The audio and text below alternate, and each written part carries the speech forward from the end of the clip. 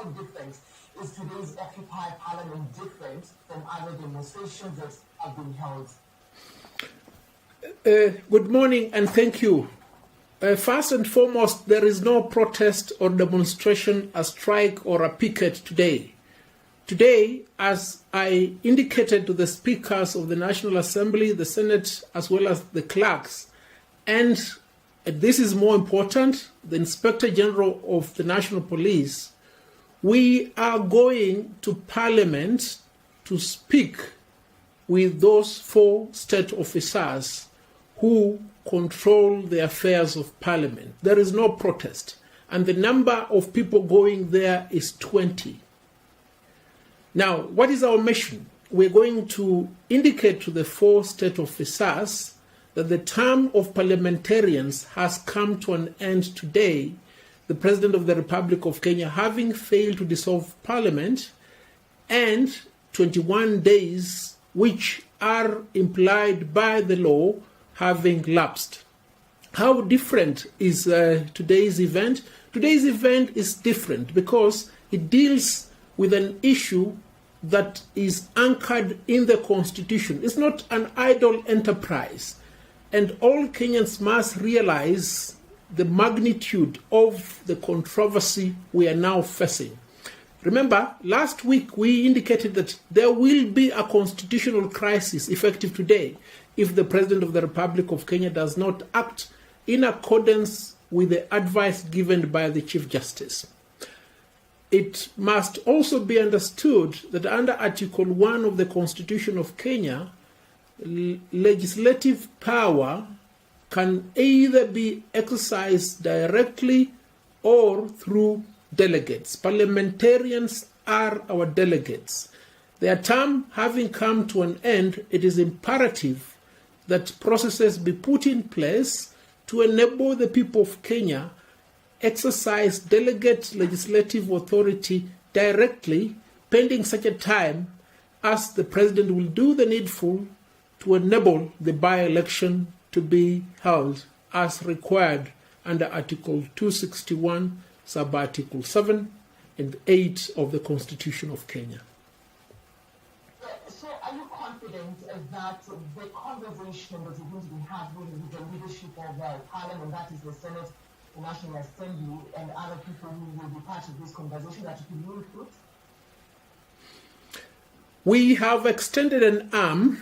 If they propose to return a fist, it's absolutely up to them. What we know is that all these state officers serve at the mercy and on behalf of the people of Kenya. It is therefore our expectation that they will afford us facilitation, they will not interfere with our entry, the police will not come to disrupt this procession, which is a peaceful and armed procession, and that there will be fruitful discussions which will give momentum on how best to resolve this matter. So let's look at the other side of the coin, Wakili. So at the end of the day, we'll have this meeting, have discussions on the way forward, the Parliament should be dissolved, and the member of the Parliament will think that dissolving Parliament is not a solution. So if the President goes ahead and fails to dissolve Parliament, what is the next option for the Law Society of Kenya? Well, it cannot lie in the mouths of members of Parliament who assert that dissolving Parliament is not a solution. This is the solution, and this is the solution that was engraved in the Constitution by the people of Kenya themselves. And members of Parliament, being delegates, they are agents of the people of Kenya. When directed to perform an act by the principals acting through another delegate, being the Chief Justice of the Republic of Kenya, it is incumbent upon them to comply. They cannot subject the Constitution to a futile argument as they are doing. Similarly, it is also imperative that the President of the Republic of Kenya upholds the rule of law and the Constitution, which is so to uphold by dissolving Parliament. What is the way forward? We propose to continue with a peaceful way of calling out parliamentarians calling out the President of the Republic of Kenya with the expectation that he will yield and for the first time do the right thing in the Constitution. There are many other avenues available which we'll explore as and when opportunity avails itself. We do not want to preempt what may be ahead of us today or tomorrow. The President may as well just decide to dissolve Parliament. You never know. Well, actually, dissolving Parliament, you know, the Attorney General was arguing that dissolving Parliament should affect the term of the President, the sitting President, that is President Uhuru Kenyatta. It also affect the term of a new member of Parliament who's getting in. We're talking about in some by-election. How true is that argument? Well, first and foremost, a dichotomy must be set out between the executive at the national level as well as at the county level on one hand, and Parliament. Parliament is just that. It is constituted of the National Assembly and Senate. The dissolution that was advised by the Chief Justice was directed at Parliament.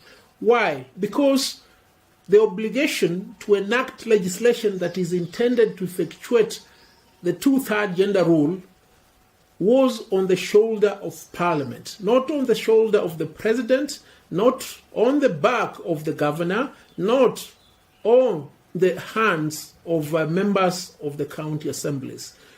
If you have that in consideration, and that is the correct legal position, I say so because I perceive a calculated attempt by the Attorney General of the Republic of Kenya to continue misadvising the people. I do not know if this is the advice is given the President, because if that is the advice, then it explains why the President, who is otherwise a law-abiding person, could not have acted in terms of the directive by the Chief Justice.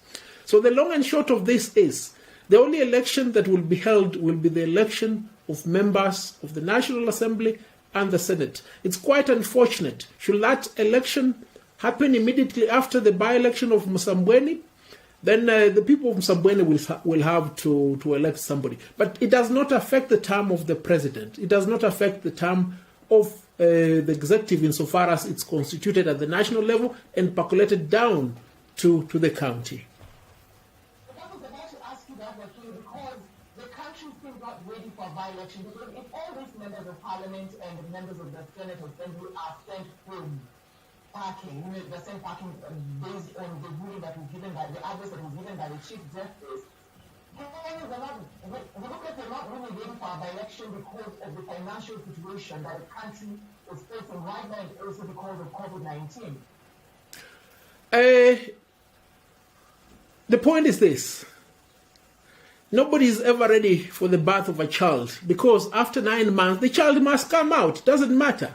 If you are in a bus, if you are in a plane, if you are in a ship, if there is corona, look, Kenya has come to birth insofar as the two-third gender requirement is concerned.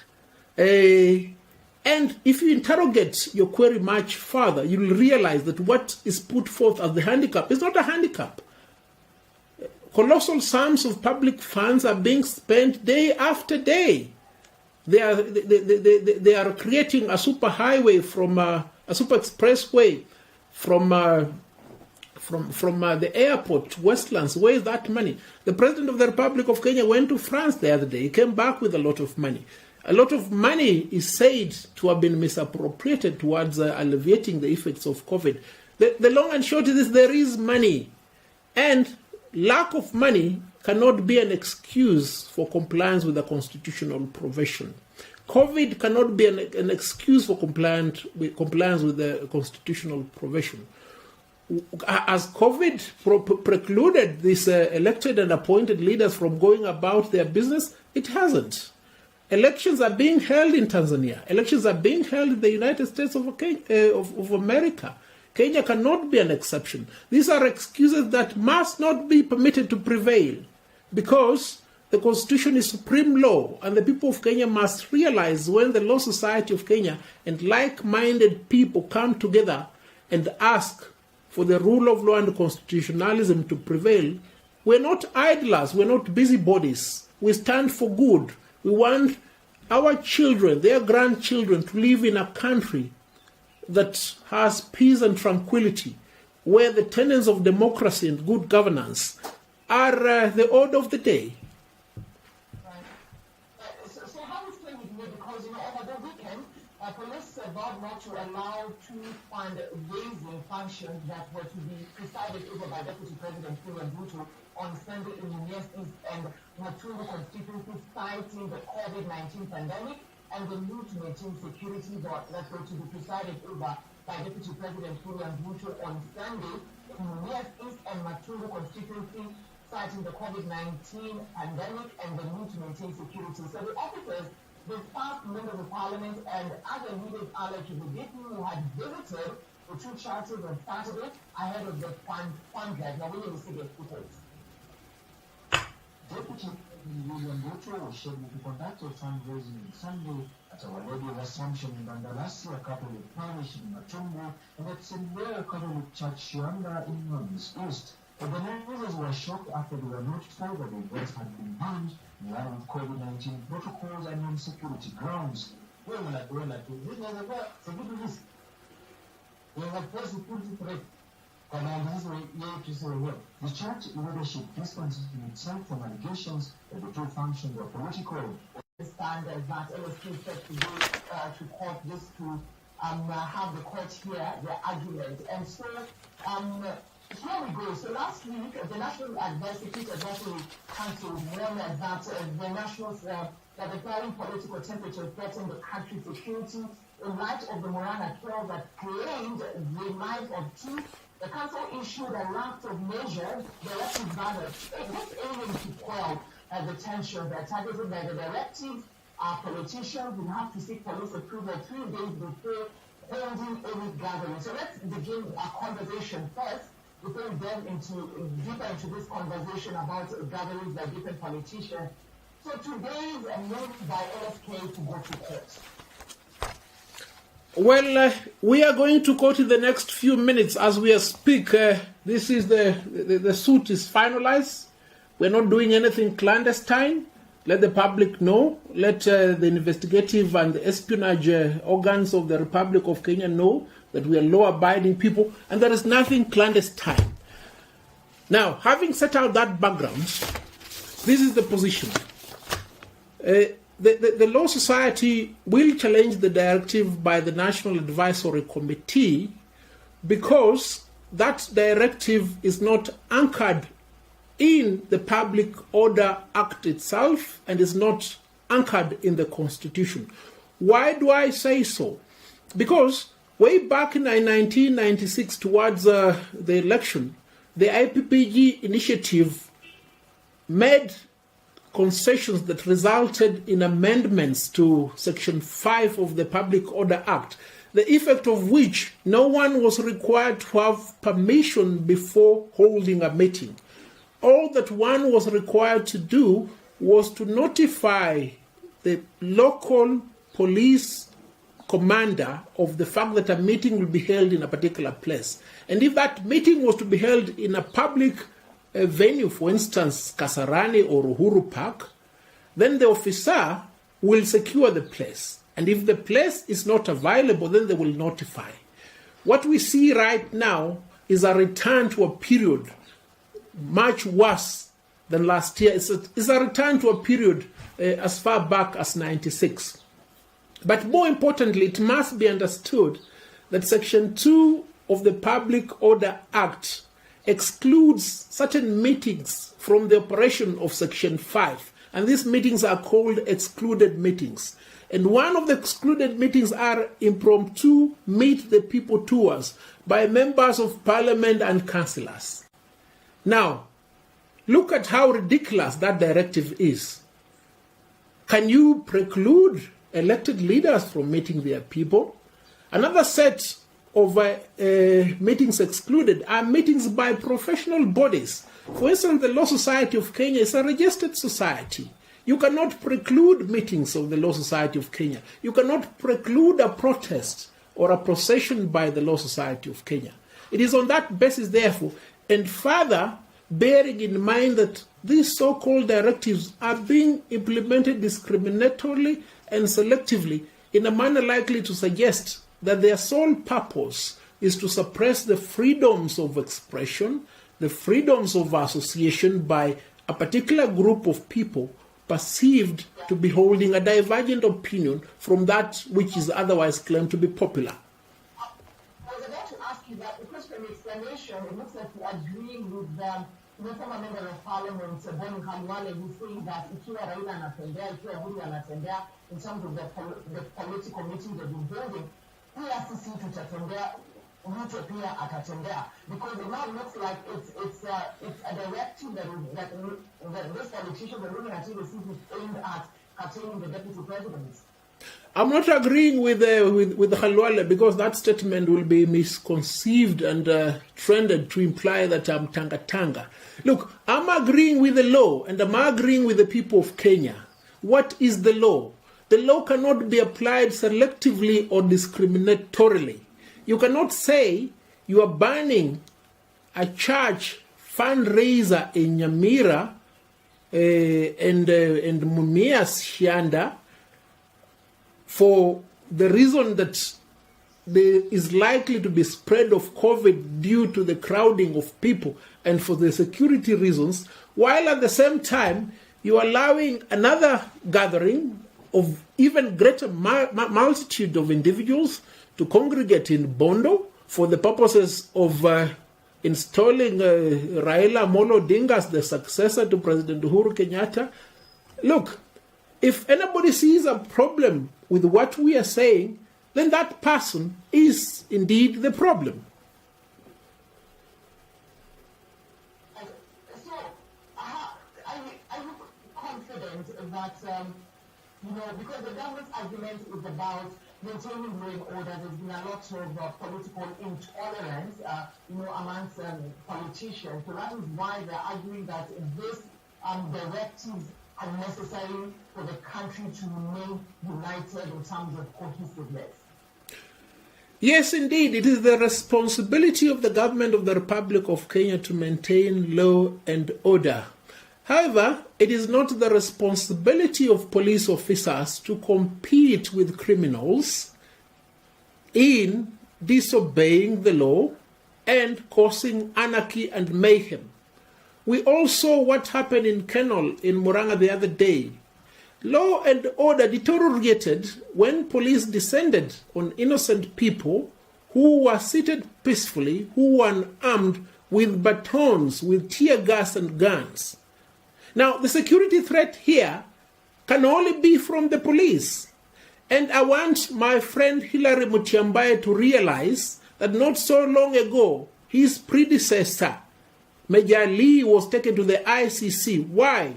Because he allowed himself to be misused by the incumbent and to abuse police power towards suppressing divergent opinions.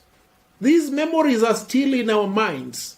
We do not want the police service to degenerate into the affray.